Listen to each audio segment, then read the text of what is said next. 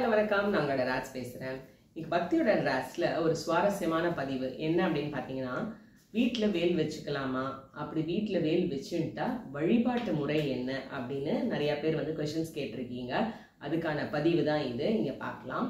என்ன அப்படின்னா, வீட்டில் வேல் வச்சுக்கிறது தப்பு கிடையாது, கண்டிப்பாக வச்சுக்கலாம். சிலர் சொல்லுவாங்க வேல் வச்சுட்டா கீழே அரிசி பரப்பி அதில் 2 பருப்பு போட்டு அது மேலே வச்சுக்கலான்னு. சில பேர் விபூதி வச்சு அது மேலே வச்சுக்கலான்னு சொல்லுவாங்க. சில பேர் வந்து வேல் வச்சுட்டா அதுக்கு ஒரு பலி தரணும், அதனால மேலே எலுமிச்சம்பழம் டெய்லி மாற்றிகிட்டே இருக்கணும், சொருகி வைக்கணும் அப்படின்னு சொல்லுவாங்க.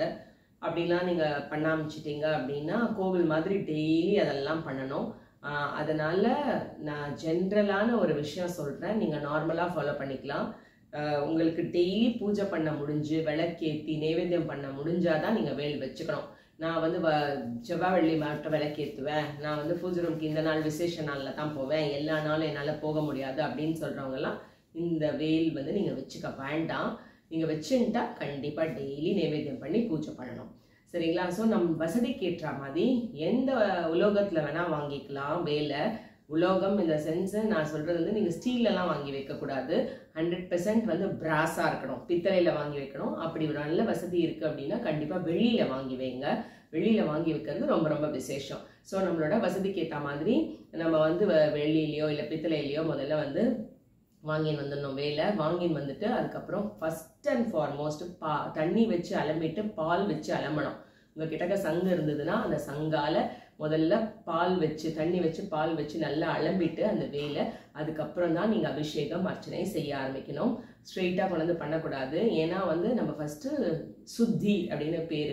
அந்த சுத்தி பண்ணுறதுக்கு நம்ம வந்து நார்மல் உங்ககிட்ட இல்லை, எங்கிட்ட சங்குலாம் இல்லைன்னு நீங்கள் சொன்னீங்கன்னா நீங்கள் நார்மலாக கிளாஸில் இல்லை பாத்திரத்தில் எடுத்துட்டு தீர்த்தம் விடலாம்.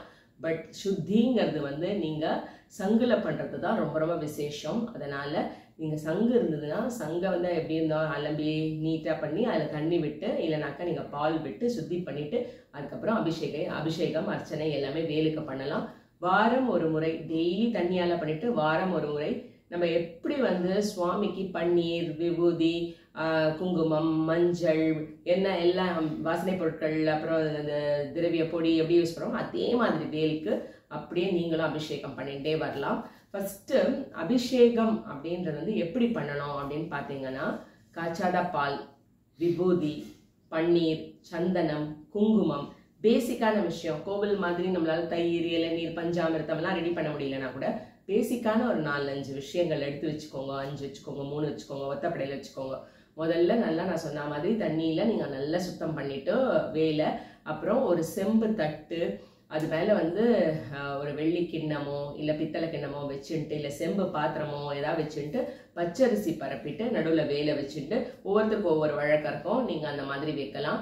சில பேருக்கு வந்து பச்சரிசி பரப்பி அது மாதிரி இல்லைன்னா விபூதி மேலேயே நீங்கள் வச்சிடலாம். ஸோ இட் டிபெண்ட்ஸ், அவங்க வழக்கப்படி வைக்கலாம். வழக்கம் தெரியாதவங்க நார்மலான ப்ரொசீஜர் ஃபாலோ பண்ணிக்கோங்க. அதுக்கப்புறம் தான் இந்த காய்ச்சாத பாலை மேலே ஊற்றி நீங்கள் அபிஷேகம் பண்ணணும். சரி, அபிஷேகம் பாலில் தான் பண்ணணுமானா நான் ஏற்கனவே சொன்ன மாதிரி பால் இருந்தால் பண்ணுங்க, இல்லைன்னா தண்ணியால் தீர்த்தத்தால் நீங்கள் அபிஷேகம் செய்யலாம்.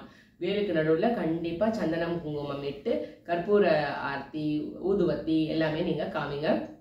எந்த வாசனை திரவியமாக இருந்தாலும் பரவாயில்ல, நீங்கள் யூஸ் பண்ணி நீங்கள் நல்ல நறுமணத்தோட நல்லா பூஜை பண்ணுங்க. அதுக்கப்புறம் திருப்பி வந்து தண்ணி விட்டு அதை நீங்கள் வந்து வாஷ் பண்ணிடக்கூடாது, அதை அலம்பி எடுத்து வைக்கக்கூடாது. அடுத்தது அந்த மேலேயே விபூதி போட்டு அபிஷேகம் பண்ணுறது, அது மேலேயே பன்னீர் போட்டு அபிஷேகம் பண்ணுறது, சந்தனத்தை போட்டு அபிஷேகம் பண்ணுறது எல்லாத்தையும் விட்டுட்டு அதுக்கப்புறம் ஃபைனலாக தான் நீங்கள் என்ன பண்ணணும், வேலை அலம்பிட்டு அரிசி பரப்பின அந்த தட்டில் வச்சுட்டு ஒரு துணி, ஏதாவது ஒரு நல்ல துணி எடுத்துட்டு பட்டு துணியோ ஏதோ ஒரு துணியை எடுத்துட்டு நல்லா நீங்கள் துடைக்கணும். அதுக்கப்புறம் தான் செம்பு பாத்திரத்தில் இருக்க அரிசியை, ஏன்னா அப்படியே அந்த ஈரத்தோட நீங்கள் போட்டிங்கன்னா அரிசிலாம் மேலே போய் ஒட்டின்றோம்.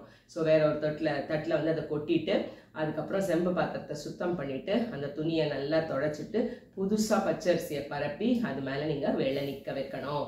இந்த அபிஷேக நீரை நீங்கள் தீர்த்தமாக வச்சுட்டு, சுவாமிக்கு தானே பண்ணுறோம், வேலுக்கு தானே பண்ணுறோம், நீங்களே பாலெலாம் குடிச்சிடலாம், இல்லை பிரசாதமாக எடுத்துக்கலாம். அந்த அபிஷேக நீரை வந்து நீங்கள் வந்து பிரசாதமாக எடுத்துக்கலாம். தூங்குறதுக்கு முன்னாடி அந்த தீர்த்தத்தை குடிச்சிட்டு தூங்கலாம்.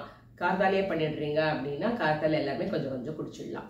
அபிஷேகம் முடிஞ்சதுக்கப்புறம் வேலுக்கு அலங்காரம் முடிஞ்ச பூ, எந்த பூ இருக்கோ எந்த புஷ்பம் இருந்தாலும் சரி நீங்கள் வந்து அர்ச்சனை பண்ணலாம். முருகரோட அஷ்டோத்திரத்தை சொல்லியே அர்ச்சனை பண்ணலாம், இல்லை வேல்மாறல் சொல்லலாம், அற்புதமான பாடல் வேல்மாறல், வாழ்க்கையை மாற்றி அமைக்கக்கூடிய பாடல். மன நிம்மதி, எப்படி நம்ம வந்து ஓடி ஓடி உட்கலந்த ஜோதியை நம்ம வந்து சிவன் பாடுறோமோ அதே மாதிரி வேல்மாறலுக்கு இந்த பவர் இருக்கு. என்ன அப்படின்னா, உங்களுக்கு மன சங்கடம் என்ன இருந்தாலும் இந்த மன சங்கடத்தை போக்கி டெய்லி நீங்க கேட்டீங்கன்னா மன அமைதி, மன நிம்மதி உங்களுக்கு டெஃபினட்டா கிடைக்கும். ஸோ நீங்க வேல்மாறல் சொல்லலாம், இல்ல கந்தசஷ்டி கவசம், ஸ்கந்தகுரு கவசம், முருகரோடது ஏதோ அஷ்டோத்திரம் எதா இருந்தாலும் பரவாயில்ல பண்ணிட்டு பூவால ஃபர்ஸ்ட் அர்ச்சனை பண்ணிக்கோங்க. பன்னீர் ரோஜா நிறைய தடவை சொல்லியிருக்கேன். அந்த பன்னீர் ரோஜா வந்து பெருமாளுக்கு, சிவனுக்கு, பிள்ளையாருக்கு, முருகருக்குலாம் ரொம்ப விசேஷம். அதுவும் மகாலட்சுமி தாயாருக்கு நீங்க அதை பண்ணீங்க, அபிஷேகம் அர்ச்சனை பண்ணீங்க பன்னீர் ரோஜாலன்னா ரொம்ப ரொம்ப ரொம்ப விசேஷம். எடுத்துக்கோங்க, எடுத்துட்டு அதை அழகா அலங்காரம் பண்ணிக்கோங்க. அப்புறம் வந்து வேல்பதிகம் அதையும் நீங்க பாடலாம், பாடி அர்ச்சனை சொல்லலாம். இதெல்லாம் உங்களுக்கு தெரியாது அப்படின்னா 108 தரம் ஓம் சரவண பவ, ஓம் சரவண பவ, ஓம் சரவண பவ, ஓம் சரவண பவன்னு நீங்க அந்த மந்திரத்தை சொல்லி சொல்லி சொல்லி அர்ச்சனை பண்ணுங்க. நைவேத்தியமா வெத்தலை பாக்கு பழம் வச்சுக்கோங்க. தேங்காய் உடைச்சு நீங்க வைக்கலாம், பரிபூர்ண பலன் உங்களுக்கு. தேங்காய் உடைச்சு வச்சீங்கன்னா வசதிக்கு ஏற்ற மாதிரி சக்கரை பொங்கலோ, கேசரியோ, பாசிப்பருப்பு பாயசமோ என்ன பண்ண முடியாதோ நீங்க பண்ணுங்க. பழம் நைவேத்தியம் பண்ணுங்க. இந்த மாதிரி வேல் வழிபாட்டுல கடைசியா மறக்காம நான் வந்து ஏற்கனவே சொன்ன மாதிரி வேல்மாறலோ, கந்தர் சஷ்டி கவசமோ, ஸ்கந்தகுரு கவசமோ, சண்முக கவசமோ, ஏதாவது ஒன்று அஷ்டோத்திரமோ இல்ல எதுவும் இல்லைன்னா ஓம் சரவண பவ 108 தரம் கட்டாயமா நீங்க சொல்லி நீங்க பூஜை பண்ணீங்க அப்படின்னா பூஜை ரொம்ப நிறைவா இருக்கும். இந்த வழிபாட்டை காத்தால பண்ணலாமா சாயந்தரம் பண்ணலாமா அப்படின்னு கேட்டீங்கன்னா 2 வேலையில எந்த வேலைன்னா சூஸ் பண்ணிக்கலாம். காலம்பரையும் பண்ணலாம், சாயந்தரமும் பண்ணலாம்.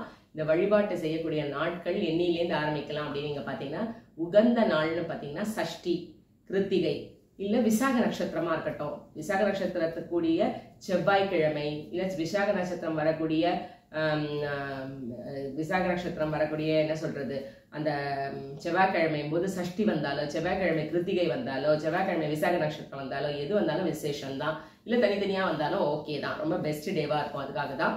அப்புறம் பரணி நட்சத்திரம் இருக்கிற நாளா இருந்தாலோ இல்ல வெள்ளிக்கிழமைனா கூட பரவாயில்ல, செவ்வாய்க்கிழமை வெள்ளிக்கிழமை என்னைக்கு வேணா நீங்க ஸ்டார்ட் பண்ணலாம். இந்த நாட்கள்ல செய்ய முடியாது அப்படின்னா, எனக்கு டெய்லி பண்ண முடியாது, இந்த நாட்கள்லாம் பண்ண முடியாது அப்படின்னு சொன்னீங்கன்னா, நீங்க வாரத்துக்கு ஒரு முறை டெஃபினட்டா வெள்ளிக்கிழமையோ செவ்வாய்க்கிழமையோ எடுத்துட்டு நீங்க இந்த பூஜையை பண்ணுங்க.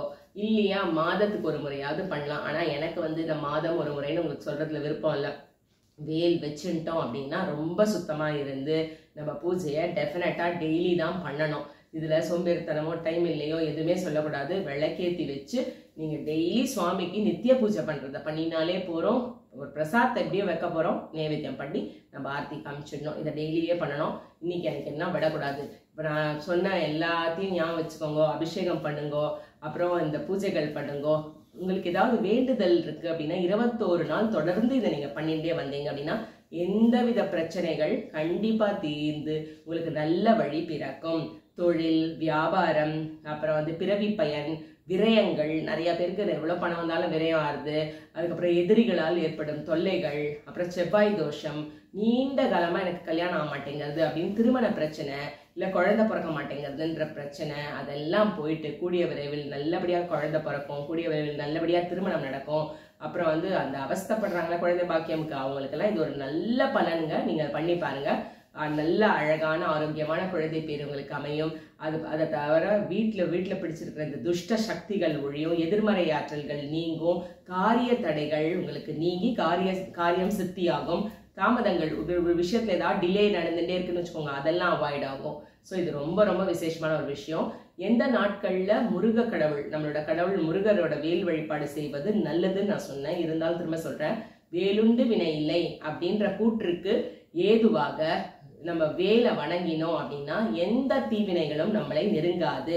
முருகனுக்கு வேலை அருளியவர் சிவபெருமான். சிவபெருமான் தான் அந்த வேலை முருகர்கிட்ட கொடுத்து நீ இதை பாதுகாப்பா வச்சுக்கணும்னு சொல்லி கொடுத்தவர் அவர் தான்.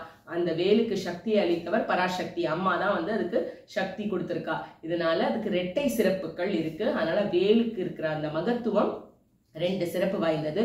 ஸோ அதை நம்ம யூஸ் படுத்திக்கணும், பயன்படுத்திக்கணும். முருகனோட 6ஆம் படை வீடான சோலை, பழமுதிர் சோலை இருக்கு இல்லையா, இன்றும் அங்க வேல் தான் மூலவராக இருக்கிறார். நமக்கு தெரியும். வேலை தினம் இருந்தாலும் சரி, நீங்க வேலைக்கு போற நாள், லீவு, உங்களுக்கு ஹாலிடேஸ், எந்த நாளா இருந்தாலும் நீங்க வழிபடுறது ரொம்ப ரொம்ப சிறப்பு. குறிப்பா நான் சொன்ன மாதிரி செவ்வாய்க்கிழமையும் வெள்ளிக்கிழமையும் விட்டுறாதீங்க. டெஃபினட்டா அன்னைக்கு நீங்க பூஜை பண்ணுங்க. உங்களுக்கு அந்த பண்ணீங்க வேலை நீங்க பூஜை பண்ணீங்கன்னா நிச்சயம் உங்களுக்கு ஒரு வழி பிறக்கும், நல்லது நடக்கும். சரியா? கிருத்திகை, பங்குனி உத்திரம், வைகாசி விசாகம், கந்தர் சஷ்டி, இந்த மாதிரி ஸ்பெஷல் டேஸ் எல்லாம் இருக்கு இல்லையா, அந்த மாதிரி சமயத்துல வேலை வழிபட்டீங்க அப்படின்னா உங்களுக்கு ரெட்டிப்பு பலன் டெஃபினட்டா கிடைக்கும். ரொம்ப ரொம்ப ரொம்ப ரொம்ப வேல் வழிபாடு அவசியம். இதெல்லாம் வேல் வச்சுட்டு பண்ண முடியலன்னு நினைச்சீங்கன்னா மானசீகமா வேல் வழிபாடு பண்ணிக்கோங்க. இல்ல கோவில்ல போயிட்டு முருகரை பார்த்துட்டு அங்க இருக்க வேலை நல்ல மனசார வேண்டிண்டு அங்க ஒரு பூ வாங்கி தரதோ, அங்க எலுமிச்சம்பழம் வாங்கி அதுல குத்துறதோ, அந்த மாதிரி எல்லாம் நீங்க பண்ணிக்கோங்க. வீட்டுல பண்ண முடிஞ்சா பண்ணுங்க. கட்டாயமா வேலுக்கு நம்ம சொன்ன மாதிரி ப்ரொசீஜர் ஃபாலோ பண்ணாதான் நல்லது. சரியா? நீங்க உங்களுக்கு வேணும்னா டெஃபினட்டா அதை பண்ணுங்க. முடியாதுன்ற பட்சத்துல பிரச்சனையே கிடையாது. நான் சொன்ன மாதிரி கோவில்ல போய் வேண்டிக்கோங்க. இந்த வீடியோ உங்களுக்கு பிடிச்சிருக்கும்னு நினைக்கிறேன். லைக் பண்ணுங்க, ஷேர் பண்ணுங்க, கமெண்ட் பண்ணுங்க. நம்ம சேனலை சப்ஸ்கிரைப் பண்ணி வச்சுக்கோங்க. இமீடியட் அப்டேட்ஸ்க்கு மறக்காம பெல் ஐகான் கிளிக் பண்ணுங்க. அப்பதான் நோட்டிபிகேஷன்ஸ் வரும். See you, bye, tata, take care.